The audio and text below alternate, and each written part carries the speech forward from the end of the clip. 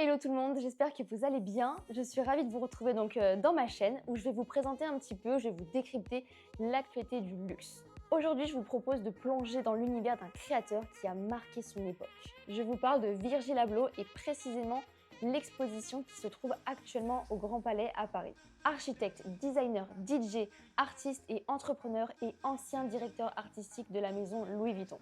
Virgil Abloh a réellement redéfini tout ce qui est la créativité du 21e siècle. Pour lui rendre hommage, il y a une exposition au Grand Palais à Paris qui se déroule donc du 30 septembre au 9 octobre pour montrer ses œuvres et présenter ce qu'il a accompli. Donc déjà, je me suis dit que j'allais vous présenter un petit peu qui était Virgil Abloh. Donc il est né en 1980 à Roquefort dans l'Illinois. Formé en ingénierie, en architecture, il va très vite en fait tout simplement se diriger vers une activité beaucoup plus créative. Son envie de vouloir détourner un petit peu les genres, sortir de la zone de confort, aller vers le côté plus avant-gardiste, ça va vraiment le faire propulser très rapidement. Il va d'ailleurs collaborer avec Kanye West, puis ensuite il va lancer son premier label, Pyrex Vision.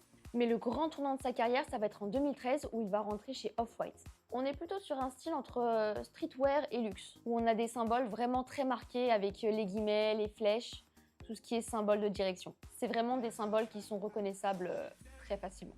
C'est d'ailleurs en 2018 que Virgil Abloh va vraiment marquer l'histoire en devenant le premier créateur noir à diriger la ligne homme de la maison Louis Vuitton.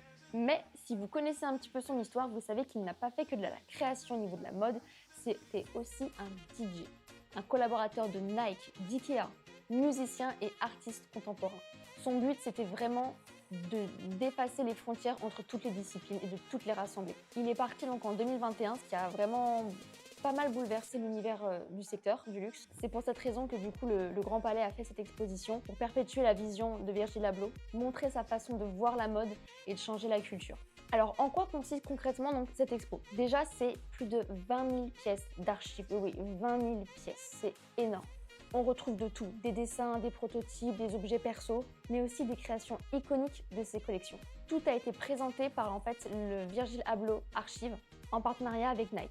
À la base, il y avait déjà eu une version en fait en 2022 à la fondation Louis Vuitton, mais au Grand Palais, ça prend une plus grosse dimension. Le titre, The Codes, c'est pas pour rien. Ça fait référence au fameux principe de création de Virgil. Ces codes sont vraiment de partout. Dans les vêtements, les chaussures, le mobilier, la musique, tout, vraiment de partout. Et on le retrouve parfaitement durant l'exposition.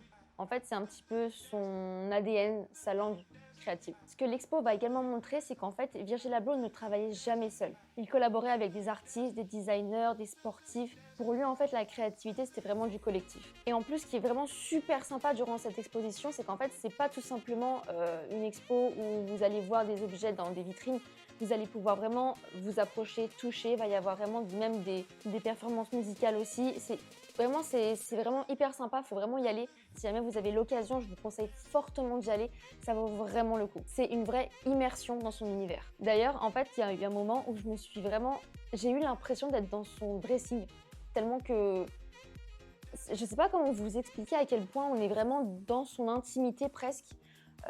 On retrouve vraiment toutes ses pièces, toutes ses collections qu'il a pu faire, qu'il a réalisées.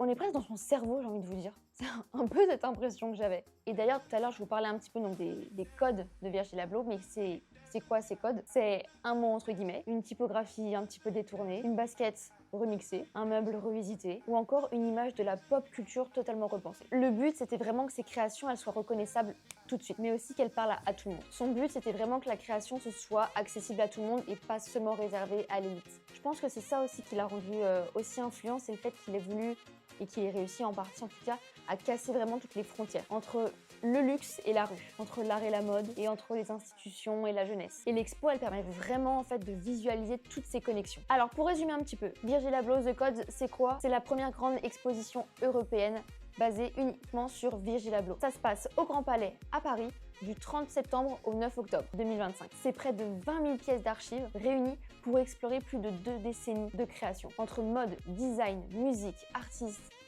tout est réuni en une exposition. Alors si vous aimez comme moi la collaboration entre tous les arts, vraiment je vous conseille fortement encore une fois d'y aller. Vous allez vous régaler, c'est incroyable. J'espère que la vidéo vous a plu. Si c'est le cas, je vous invite à liker, partager, vous abonner, enfin vous savez quoi faire. Et dites-moi un petit peu en commentaire pour vous c'est quoi les codes de Virgil Abloh. Et on se retrouve très bientôt pour une nouvelle vidéo.